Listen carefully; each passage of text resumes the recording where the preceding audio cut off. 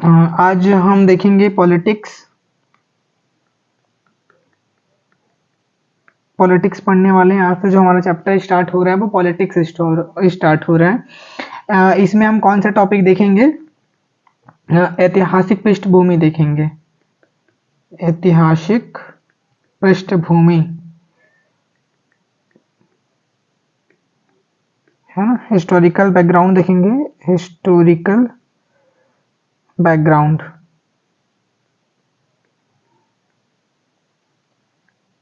है ना। तो इसमें हम किन चीज़ों का बात करेंगे कि ब्रिटिश सरकार किस प्रकार से भारत में अस्तित्व में आई, है ना, और किस प्रकार जो है संघर्षों के माध्यम से हमारे स्वतंत्रता सेनानियों ने हमारे देश को आज़ाद कराया। तो देखो क्या हुआ कि एक मिनट। देखिए 1600 ईस्वी में ब्रिटिश ईस्ट इंडिया जो कंपनी है उसका आगमन भारत में हुआ। क्या हुआ? भारत आगमन हुआ, है ना। भारत आगमन हुआ और जो ईस्ट इंडिया कंपनी है, east India company east India company को भारत में व्यापार करने का जो अधिकार है वो महारानी एलिजाबेथ के चार्टर से प्राप्त हुआ। कौन है? महारानी एलिजाबेथ प्रथम के चार्टर से मिला, है ना। उसके बाद देखें तो 1765 में ईस्ट इंडिया कंपनी को बंगाल, बिहार और उड़ीसा का दीवानी अधिकार प्राप्त हो गया। दीवानी अधिकार के अंतर्गत क्या आता है? राजस्व मामला आता है और दीवानी न्याय संबंधित मामला आता है। दीवानी न्याय, है ना। उसके बाद जब British east India company Bharat में अपना पैर जमाने लगी तब 1858 में सिपाही विद्रोह के द्वारा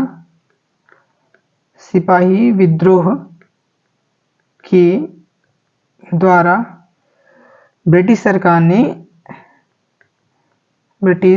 सरकार ने भारत पर अपना प्रत्यक्ष नियंत्रण कर लिया। भारत पर अपना प्रत्यक्ष नियंत्रण किया,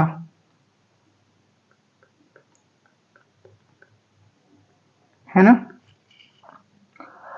दिन आफ्टर क्या हुआ? 1857 में सिपाही विद्रोह हुआ। जितने भी कंपनी के कर्मचारी थे, है ना, वो अब ब्रिटिश सरकार के अधीन हो गए। उनकी जो आदेश है उनको मानना पड़ा।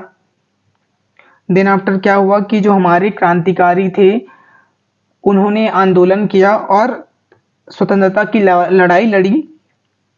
15 अगस्त 1947 को हमारा जो देश है वो स्वतंत्र हुआ। ये एक ब्रीफ इंट्रोडक्शन हो गया। स्वतंत्रता के पश्चात जो M.N. राय द्वारा दी गई सिफारिश थी, इसके आधार पर एक कमेटी का गठन हुआ। कब हुआ? 1946 में हुआ। ये है संविधान सभा।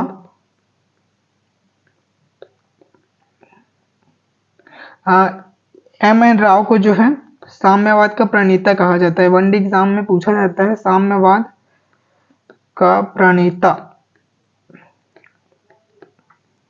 प्रणेता कहा जाता है। इन्हीं के द्वारा दी गई सिफारिश के आधार पर 1934 में ये इनके द्वारा जो है सिफारिश दिया गया था 1934 में।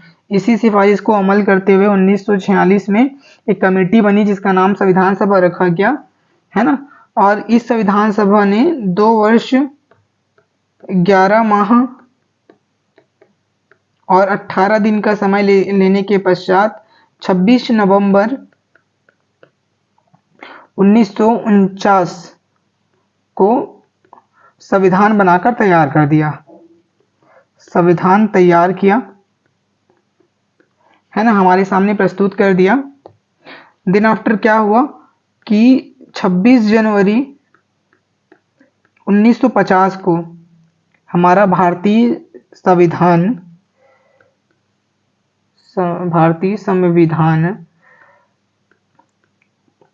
प्रभाव में आया, है ना। ये हमारा ब्रीफ इंट्रोडक्शन हो गया। अब अपने मेन टॉपिक पे आते हैं। तो अगर हम बात करें कंपनी के शासन की भारत में, कंपनी का जो शासन है, कंपनी का शासन भारत में कब से कब तक था? 1773 से लेकर 1858 तक, है ना। इसी कड़ी में देखेंगे कि कंपनी का विकास किस प्रकार से हुआ और कंपनी जो है उसका पतन कैसे हुआ और ब्रिटिश सरकार ने उनको अपने अधिकार क्षेत्र में कैसे रख लिया। तो पहला जो टॉपिक रहेगा हमारा वो रहेगा, एक मिनट, पहला टॉपिक है हमारा 1773 का रेगुलेटिंग एक्ट। 1773 का रेगुलेटिंग एक्ट, है ना। इसके अंतर्गत हम क्या क्या देखेंगे, इसके मुख्य प्रावधान देखेंगे और इसमें कौन कौन से निर्णय लिए गए उसको देखेंगे, ठीक है। तो जो पहला प्रावधान था, देखो इसमें पहला प्रावधान क्या था कि ईस्ट इंडिया कंपनी के कार्यों को नियमित व नियंत्रित करने की दिशा में ब्रिटिश सरकार का यह पहला कदम था। नियमित व नियंत्रित करने का पहला प्रयास, फर्स्ट प्रयास था, ठीक है। दूसरा क्या था, इसके तहत भारत में जो है केंद्रीय प्रशासन का नींव पड़ा, भारत में केंद्रीय प्रशासन का नींव पड़ा, है ना। तीसरा बात क्या आता है इसमें कि कंपनी के जो प्रशासनिक और राजनीतिक कार्य थे उसको ब्रिटिश संसद द्वारा मान्यता प्राप्त हुआ। प्रशासनिक व प्लस राजनीतिक कार्य ब्रिटिश संसद द्वारा मान्यता प्राप्त, है ना। ये हमारा ब्रीफ इंट्रोडक्शन हुआ। अब इसके मुख्य प्रावधान देखते हैं। देखो मुख्य प्रावधान क्या है, अधिनियम की विशेषताएं देखें तो विशेषताएं देख सकते हैं। विशेषताएं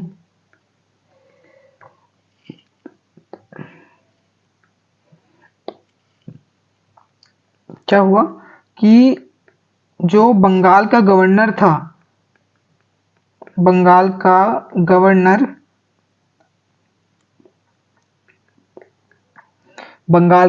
जनरल बन गया।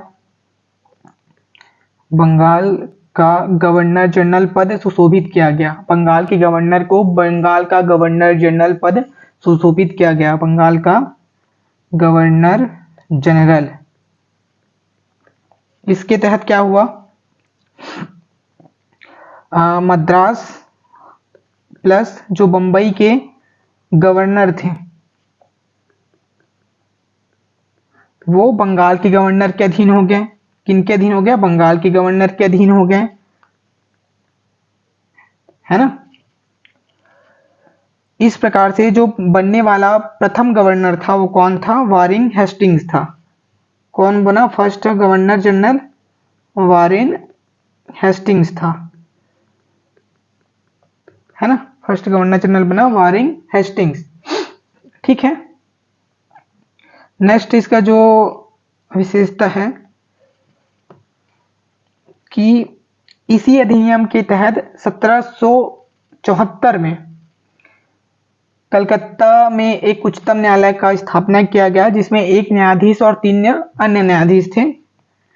कलकत्ता उच्चतम न्यायालय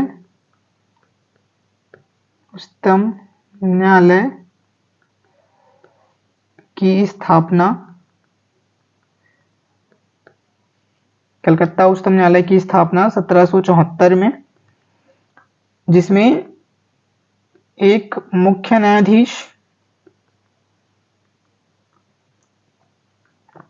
और 3 उनके सहयोगी थे, 3 अन्य न्यायाधीश। ठीक है, उसके बाद जो हमारा नेक्स्ट विशेषता है वो है कि जो कंपनी के कर्मचारी थे उनको जो है निजी व्यापार करने और भारतीय लोगों से उपहार व रिश्वत लेने पर प्रतिबंध लगा दिया गया। कंपनी के कर्मचारी के निजी व्यापार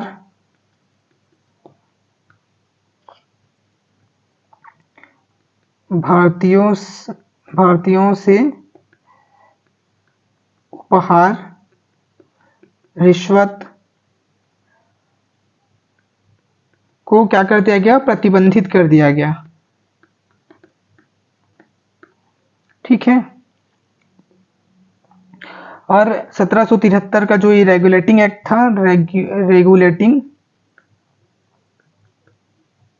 था, इसी के माध्यम से कंपनी पर ब्रिटिश सरकार का नियंत्रण मजबूत हुआ, है ना। इसी के माध्यम से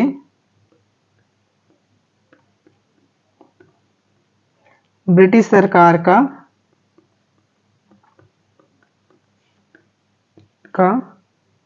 कंपनी पर नियंत्रण सशक्त हुआ। ठीक है, 1773 का रेगुलेटिंग एक्ट समाप्त होता है। नेक्स्ट क्लास में हम 1784 का ईस्ट इंडिया एक्ट देखने वाले हैं। ठीक, थैंक यू। हो गया।